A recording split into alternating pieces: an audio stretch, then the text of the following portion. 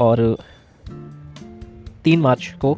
तो ये सॉल्व दोस्तों हमने सॉल्व करा है एग्जाम पेपर, ठीक है। तो आपके लिए आप अपने राइट रॉन्ग लगा लीजिए, ठीक है फ्रेंड्स। चलिए चलते हैं।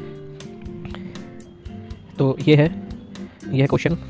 तो पहला क्वेश्चन एक नंबर के क्वेश्चन है दोस्तों ये। तो ईंधनों को जलना, तो दोस्तों जब ईंधन जो जलता है तो क्या छोड़ता है? कार्बन डाइऑक्साइड छोड़ता है। तो पहले हमें कार्बन डाइऑक्साइड लिखनी है। दूसरे में बिटुमिन का उपयोग किस चीज़ के लिए किया जाता है दोस्तों?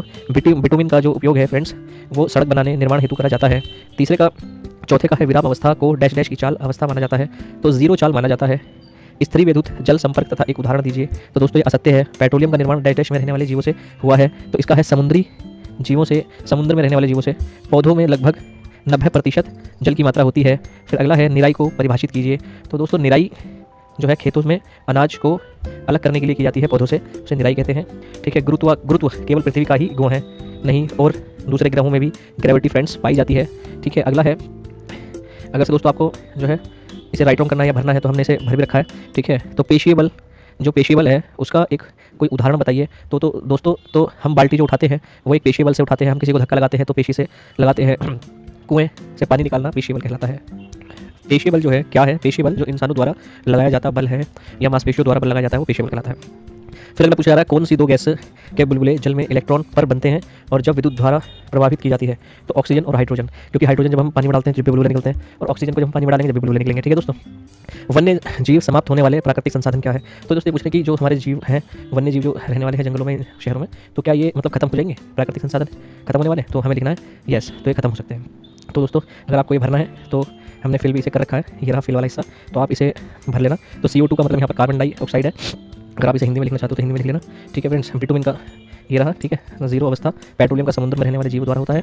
पौधों को लगभग 90 डिग्री जल चाहिए होता है। फसलों से अनाज को अलग करने के लिए निराई कहते हैं, ठीक है। इसका असत्य, आकाश में रहने वाले उड़ते पक्षी। गुरुत्व बल का जो गुरुत्वाकर्षण बल है उसका उदाहरण जो हमें देना है वो ये है कि आकाश में जो पक्षी उड़ रहे हैं वो, क्योंकि जो देखिए दोस्तों जो गुरुत्वाकर्षण बल होता है वो धरती हमें अपनी तरफ खींचती है, तो इसका मतलब ये है कि हम भी धरती पर उतना ही बल लगा रहे हैं जितना धरती हम पर लगा रही है, ठीक है। तो आगे बढ़ते हैं, इसमें वन्य जीवन समाप्त होने का, ठीक है दोस्तों। अगर आपने राइट रॉन्ग लगा लिए हैं तो ठीक है, और नहीं लगाया तो आपसे आराम से पीछे करके लगा लेना। तो ये इंग्लिश वाले हैं, इंग्लिश वाले अपने हिसाब से भर लेना, ठीक है। चलो इंग्लिश में हम दिखा देते हैं एक बार, बाकी आप अपने हिसाब से इसे भर लेना, ठीक है फ्रेंड्स। तो अगला ये खा है। तो देखिए यहाँ पर हमसे पूछा जा रहा है वाहक मच्छर के बारे में पूछा जा रहा है। तो देखिए वाहक यानी वाहक मतलब होता है उड़ने वाले, ठीक है। मलेरिया परजीवों के नाम, तो देखिए पहला है मादा एनोफ्लेज, ठीक है, इसका नाम याद रखना, मादा एनोफ्लेज, ठीक है। डेंगू वायरस का जो वाहक होता है, जो मच्छर होता है एडीज, ठीक है फ्रेंड्स। ये बॉयज़ में भी आ सकता है क्योंकि काफ़ी जो अच्छा है, मतलब क्वेश्चन काफ़ी बेहतरीन क्वेश्चन है, ठीक है फ्रेंड्स। तो अब देखिए आगे ये लिखा है ये वाला, हेपेटाइटिस ए का रोग कारक सूक्ष्म जीव क्या है? तो हेपेटाइटिस दोस्तों HIV एक सूक्ष्म जीव है जो कि हेपेटिस ए रोग होता है। ये लीवर को, यानी जो हमारा लीवर है, हमारे यकृत जिसे बोलते हैं, उसे संक्रमित करता है, ठीक है फ्रेंड्स। तो इसे हेपेटाइटिस एक रोग है जो सीधा डायरेक्टली तुम्हारे लीवर पर असर करता है। अगला वाला है कि इससे बचाव का कोई उपाय बताइए। तो इससे हम कैसे बच सकते हैं? अगर से आपको कि हेपेटाइटिस हो गया है रोग, आपके लीवर में प्रॉब्लम हो गई है, तो आपको भरपूर आराम करना है, मतलब आराम से जितना मर्जी आराम करिए आप, और ऊपर से खूब सारा पानी पीजिए ताकि आपका जो लीवर वगैरह है वो साफ़ हो सके, ठीक है। स्वस्थ भोजन खाना चाहिए, तो इस तरीके से आपका जो है लीवर साफ़ हो जाएगा, ठीक है। आगे है तीसरा प्रश्न है क्या आप एक गुरुत्वाकर्षण बल के नीचे दबकर पिचक नहीं जाते? हाँ भाई, क्यों नहीं पिचक जाते? क्योंकि कोई बल है, हम उसके नीचे क्यों नहीं पिचक जाते, ठीक है। जितना बल धरती हम पर लगा रही है उतना ही बल हम उस पर लगाते हैं, ठीक है, ये वाला हो गया। और तीसरा है फ्रेंड्स, कील के नुकीले सिरे पर क्षेत्रफल उसके शीर्ष की अपेक्षा बहुत कम क्यों होता है? देखिए उसे नुकीला इसलिए बनाया जाता है आगे की नोक को, ताकि वो आसानी से जो है उस क्षेत्रफल को पूरे को आराम से कर सके। जितना कम क्षेत्रफल होगा उतना ही वह काम करेगा, ठीक है, उतना ही काम ज़्यादा करेगा। अगला है LED जो है, इसका पूरा नाम क्या है? LED का देखिए प्रकाश उत्सर्जन डायोड कहते हैं इसे हिंदी में, इसकी फुल फॉर्म है, इंग्लिश में भी है लाइट इलेक्ट्रिक डायोड, ठीक है। तो अगला है ये वाला, आंसू जल विद्युत का अच्छा चालक क्यों नहीं है? क्योंकि उसमें अम्ल, क्षार, लवण और अन्य प्रकार के जो तत्व होते हैं वो उसमें नहीं होते, ठीक है। कोई दो जैविक के नाम लिखिए। पेनिसिलिन, स्ट्रोमाइकिन, ये तो 2 नाम हो गए, ठीक है, और 2 नाम बाकी ये रहे, ठीक है। एरिथ्रोमिसिन, स्प्रोहेसिन जीवाणु को ये नष्ट कर देते हैं और रोग को फैलाने वालों को ये फैला देते हैं, ठीक है। तो आगे जो है चेचक है ये वाला, चेचक के टीके की खोज किसके द्वारा की गई? देखिए दोस्तों चेचक की जो खोज है वो डॉक्टर एडवर्ड जेनर ने करी थी 1949 में इंग्लैंड में। देखिए बॉयज़, ये गर्ल्स और बॉयज़ दोनों की ऐसे ये वाले जो क्वेश्चन है ना, ये वाले पलट कर उसमें दूसरे वाले में प्रश्न उत्तर में देते हैं ये लोग, ठीक है। अगर इसमें ऐसा बता रखा है कि चेचक की खोज किसने की, तो उसमें ऐसा भी आ सकता है कि चेचक की खोज कौन से सन में हुई, ठीक है, ऐसे भी आप लोगों को बता सकते हैं। चेचक की खोज ऐसा भी प्रश्न दे सकते हैं, क्योंकि अलग पलट के थोड़ा बहुत देते हैं प्रश्न, तो आपको आगे तक याद रखना है अपना, ठीक है। चेचक की खोज कहाँ पर हुई, इंग्लैंड में हुई। तो ऐसे भी फ्रेंड्स आ सकता है, ठीक है। तो आपको सारा याद करते हुए चलना है। तो यदि अब ये वाला क्वेश्चन है, यदि आपतन कोण 60 डिग्री का हो तो परावर्तन कोण का मान क्या होगा। देखिए आपतन बोलते हैं, जैसे कोई एक लाइन है, इस वाले को बोलते हैं आपतन, इसे बीच में बोलते हैं अभिलंब, और जो वापसी आता है उसे बोलते हैं परावर्तन, ठीक है। रिफ्लेक्शन इंडिकेट, और ठीक है। तो ठीक है, तो हम इसे जो है, तो अगर यहाँ पर 60 डिग्री का कोण बनता है तो दोस्तों यहाँ पर भी 60 डिग्री का कोण बनेगा, ठीक है। तो जैसे कि मैंने यहाँ पर बता रखा है, आप इसे चेक कर लेना, ठीक है। और नियमित पर परावर्तन उसे बोलते हैं नियमित परावर्तन, ठीक है। तो इसे आप अच्छे से समझ लेना, ठीक है। पार्श्व परिवर्तन क्या होता है, वस्तु पर प्रतिबिंब बनने पर उसकी दिशा बदल जाती है, उसे बोलते हैं पार्श्व परिवर्तन, ठीक है फ्रेंड्स। ये वाला अगला है, अगला दोस्तों ये है कि विसरित परावर्तन और नियमित परावर्तन में क्या फर्क होता है। देखिए विसरित परावर्तन जो होता है ना फ्रेंड्स, ऐसे बना के दिखाता हूँ, ठीक है। ये तो होता है नियमित, ठीक है। नियमित मतलब सीधा चलता है एकदम सरफेस, और कोई भी अगर से रिफ्लेक्शन आती है वो सीधी जाएगी, और जितना डिग्री का यहाँ कोण बनेगा उतने डिग्री का यहाँ कोण बनेगा। मगर फ्रेंड्स जो विसरित होती है, देखिए दोस्तों वो ऐसे होती है, ठीक है। वो टेढ़ी मेढ़ी होती है, तो अगर से कोई यहाँ टकराएगी तो कुछ नहीं पता, वो यहाँ चली जाए, यहाँ टकराएगी तो यहाँ चली जाए, ठीक है। तो उसे विसरित बोलते हैं, ठीक है फ्रेंड्स। तो आगे बढ़ते हैं इसमें। कोई वस्तु 2 सेकंड में 20 दोलन चलती है। देखिए दोलन किसे बोलते हैं, मैं बता देता हूँ दोस्तों, ये बड़े अच्छे तरीके से आपका कंप्लीट कराते हैं। दोलन बोलते हैं दोस्तों यहाँ से जो ये जो इस तरीके से ढेर होते हैं ना, तो जैसे यहाँ से ये वाला इससे टकरा रहा है, ये इससे टकरा रहा है, ये इससे टकरा रहा है, ठीक है। तो इसी प्रकार 20 दोलन है, कितने दोलन है दोस्तों, 20 दोलन है, 20, ठीक है। तो इसकी आवृत्ति क्या होगी, तो इसका फॉर्मूला होता है n। तो इसे जो हम आवृत्ति को बोलते हैं वो n बोलते हैं, ठीक है। तो हम क्या करेंगे, n का होता है न्यूटन का फॉर्मूला था। जब हम 2 सेकंड में 20 दोलन को पूरे करती है, तो दोस्तों हम इसे डिवाइड कर देंगे 2 से 20 का, तो 10 आ जाएगा। तो हम लिखेंगे 10 न्यूटन, ठीक है। n बना देंगे उसे। तो दोस्तों अच्छे से समझ में आ रहा होगा आपके। तो मैं उम्मीद करता हूँ दोस्तों आगे बढ़ते हैं अगले उसके पेज के लिए। तो अगला है ये रहा। तो अगला फ्रेंड्स है ये कि ग खंड में हम आ चुके हैं, ठीक है। ये 3 नंबर के हैं प्रश्न उत्तर। तो पहला प्रश्न है पेट्रोलियम के कोई 2 घटक लिखिए। तो डीजल, केरोसिन, बहुत सारे घटक हैं दोस्तों, डीजल, केरोसिन, थिनर और पेट्रोल और मिट्टी का तेल, ठीक है। बहुत सारे, तो आप लिख सकते हैं कोई सा भी, ठीक है। अच्छा, गाड़ी चलते समय हम पेट्रोल डीजल कैसे बचा सकते हैं, तो सुझाव बताइए। तो दोस्तों 2 सुझाव नहीं, हम बहुत सारे सुझाव बता सकते हैं पेट्रोल बचाने के, ठीक है फ्रेंड्स। पहला तो ये है कि रेड लाइट पर गाड़ी को अपनी बंद रखें, ठीक है। एक्सीलेटर ज़्यादा ना दें, जितनी एक्सीलेटर की जरूरत हो एक्सीलेटर उतना ही दें, और अपनी गाड़ी को मेंटेनेंस करवाते रहिए, मतलब उसे जो सर्विस करवाते हैं वो सर्विस करवाते रहिए, पेट्रोल कम खर्चा होता है, ठीक है। और प्रदूषित करवाते रहिए इसका, ठीक है, गाड़ी का। तो उससे हमें पता चल जाता है कि हमारी गाड़ी कितना प्रदूषण छोड़ रही है ना दोस्तों। दूसरा तरीका है कि कोई अगर आपको आसपास जाना हो तो उसे आपका गाड़ी का इस्तेमाल नहीं करना, आपको क्या करना है, पैदल जाना है या साइकिल का प्रयोग करें, तो इस तरीके से प्रदूषण नहीं होगा, ठीक है। तो जैविक, ये वाला है, जैविक खाद उर्वरक की अपेक्षा अधिक अच्छी मानी जाती है, कोई 3 कारण बताइए। तो देखिए जैविक जो ह्यूमस बढ़ाती है, पहला कारण, ठीक है, ह्यूमस बढ़ाती है। दूसरा मिट्टी की जल की धारणा जो होती है उसकी जल को धारण क्षमता करती है दोस्तों, ठीक है। और तीसरा है इसका खाद में सारे पोषण तत्व होते हैं, मिश्रित यानी मिल जाते हैं, ठीक है। तो ये इसके 3 कारण हो गए। देखिए दोस्तों तीसरा जो कारण है वो यहाँ पर है, यहाँ पर ये रहा तीसरा कारण, यहाँ से यहाँ तक ये है दूसरा, ये रहा दूसरा, ये रहा तीसरा, पहला कारण। आगे चलते हैं। आगे है दोस्तों कि सिंचाई के 3 पारंपरिक तरीकों के नाम लिखिए। तो सिंचाई के 3 पारंपरिक तरीके, देखिए यहाँ पर पूछा जाता है हमसे कि सिंचाई के आप जो है आप बताइए सिंचाई कैसे होती है। अगर ये पूछा जाता तो ये क्वेश्चन अलग होता है। ये क्वेश्चन पूछा गया सिंचाई के तरीके, पारंपरिक तरीके बताइए। पहला तरीका है कटवा, ठीक है, और इसे तोड़ विधि भी कहते हैं। दूसरा होता है थाला विधि, ये रही, ठीक है, तोड़ विधि ये रही। तीसरा होता है लकवार यानी क्यारी विधि, बहुत लोग इसे क्यारी विधि भी कहते हैं, ये रहा, ठीक है। आप इसे लगा लेना और इसका नाम लिखेंगे, ठीक है। दिए गए मानो कान यानी कान के जो कर्ण के चित्र में ए बी को पहचानिए और उसकी नामांकित कीजिए, ठीक है। तो नामांकित देखिए कैसे कर सकते हैं, इसे हम बता सकते हैं। ए का पूछा गया, बी का पूछा गया, ध्वनि प्रबलता के आयाम पर कैसे निर्भर करती है। होता है अर्ध, ठीक है, इसे बोलते हैं अर्धवृत्ताकार। देखिए ए वाले को मैं निशान से दिखा देता हूँ, ये वाला जो हिस्सा है ना इसका, इसे बोलते हैं अर्धवृत्ताकार नलिकाएं, ठीक है।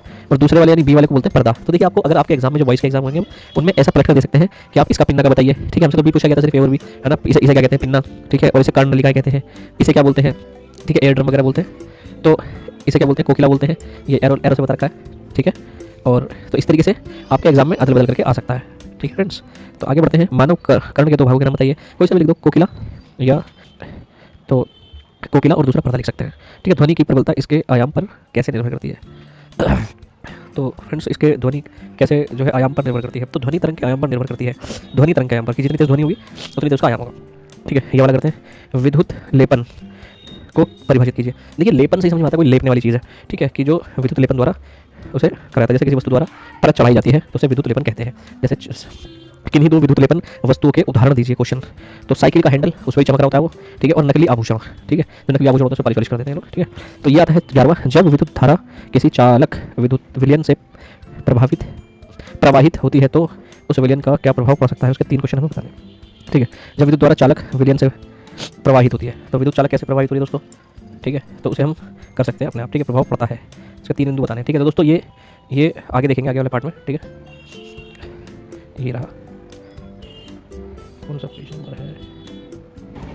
तो फ्रेंड्स ये देखिए 12वां जो है वो है निम्नलिखित का सही मिलान कीजिए। तो निम्नलिखित का सही मिलान देखिए, जो शुक्राणु है, जो फ्रेंड्स शुक्राणु जो है ये रहा। ठीक है, तो वो शुक्राणु जो है मानव का एकल कोशिकांग होता है। ठीक है, जो मानव में एकल कोशिका पाई जाती है वो होता है। ठीक है, तो अमीबा जो होता है वो क्या होता है, अमीबा द्विखंडन होता है। अमीबा द्विखंडन क्यों होता है, क्योंकि ये ना इस तरीके से होता है, ऐसे होता है, और इसका जो केंद्रक होता है यहाँ होता है, तो ये ऐसे धीरे धीरे धीरे धीरे ये 2 हो जाता है, फिर ऐसे ऐसे करके हो जाता है 2। ठीक है, तो हाइड्रा क्या होता है, हाइड्रा मुकुलन होता है, हाइड्रा मुकुलन। ठीक है, मेंढक क्या होता है, मेंढक टेंटपोल होता है, लाखा। तो जो मेंढक के जो बच्चे होते हैं उसे टेंटपोल बोलते हैं। ठीक है, और लाखा भी कहते हैं। भेड़ होता है, पहला स्तनधारी क्लोन था। क्लोन दोस्तों से बोलते हैं जिसका नाम डोली भी था। ठीक है, उसके बारे में बता रखा है 7th क्लास में भी, 6th क्लास में। ठीक है, और गर्भ क्या होता है, ये होता है भ्रूण की अवस्था। ठीक है, तो गर्भ में भ्रूण की अवस्था होती है। ठीक है, तो आगे बढ़ते हैं इसमें। तो आगे है कि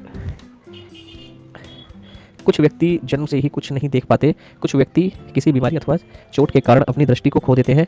भोजन में विटामिन ए का अभाव नेत्रों में अनेक रोगों के लिए उत्तरदायी होता है। तो यहाँ पर ये पूछा जा रहा है विटामिन ए से आंखों पर क्या प्रभाव पड़ता है और उसके उत्तरदायी क्या होते हैं। ठीक है, विटामिन ए से कमी से होने वाले रोग होता है रतौंधी। ठीक है, जो हमें कम दिखाई देता है वो रतौंधी के कारण होता है। ठीक है, विटामिन ए की प्रचुर मात्रा किसमें पाई जाती है, गाजर में, यानी कि जो आंखें वीकनेस हो रही है तो आप कच्ची गाजर खाओ, दबा के आपकी आंखें ठीक हो जाएंगी।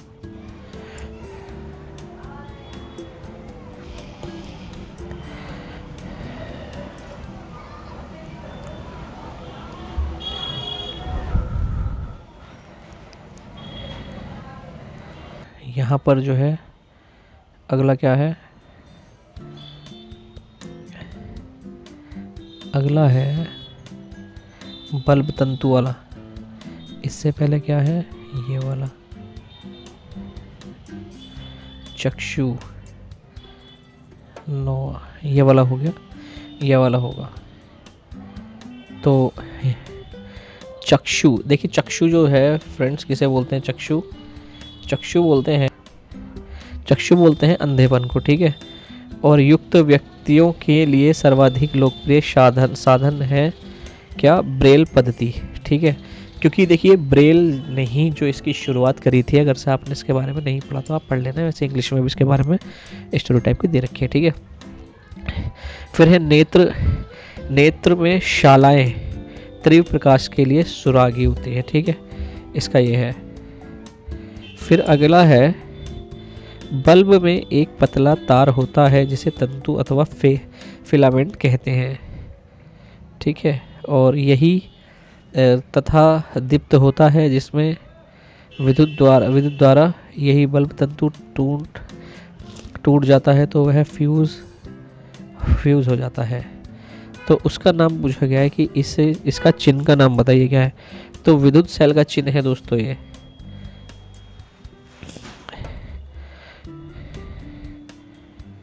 फिर अगला पूछा गया है ये वाला कि बल्ब केवल सभी दीप्त का होता है जब स्विच ऑन होता है तथा परिपथ खुला हो, तो जब ही वो जलेगा। ठीक है, तो आप इसमें ऑन और खुला लगा सकते हैं, ये राशि। ठीक है, बल्ब या तंतु टूट जाता है तो क्या होता है, बल्ब दीप्त हो जाता है, बल्ब दीप्त नहीं होता। ठीक है, ये वाला उपकरण जिसका उपयोग आजकल फ्यूज के स्थान पर निरंतर करा जा रहा है उसका नाम है लघु परिपथ, इसे बोलते हैं MCB। ठीक है, और ये दोस्तों पैराग्राफ है 15वां जो है, पैराग्राफ पढ़ लेंगे। ठीक है, और पैराग्राफ पढ़ के अगला करेंगे।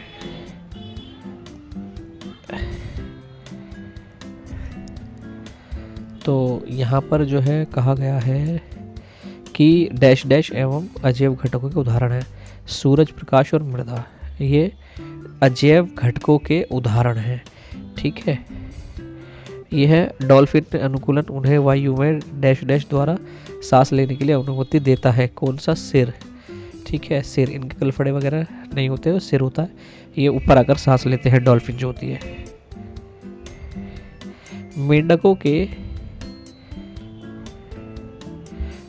मेंढकों के पश्चात में जाल युक्त पादोंगलियां उन्हें डैश डैश में सहायता करती है। तैरने के लिए दोस्तों सहायता करती है, क्योंकि उनके उंगलियों में जो है जाल टाइप की कुछ लाइनिंग सी होती है, ठीक है। फिर है स्क्विड, डैश डैश है, एक समुद्री जीव है दोस्तों स्क्विड। ये 3000 प्रजातियां पाई जाती हैं, इससे भी अलग अलग स्क्विड की, ठीक है। इसके बारे में पढ़ लेना अगर से आप पढ़ो तो दोस्तों ये हमारी जो है वीडियो समाप्त हो गई है। अगर आपको हमारी वीडियो पसंद आई है तो आप हमारी वीडियो को सब्सक्राइब कर दें ज़रूर, और लाइक कर दें अगर से पसंद आई है तो। और अगर यहाँ पर तक आप आ गए हैं तो इसे शेयर कर दीजिए जो बच्चे 8th क्लास का पेपर देकर आए हैं। Thank you so much watching my video.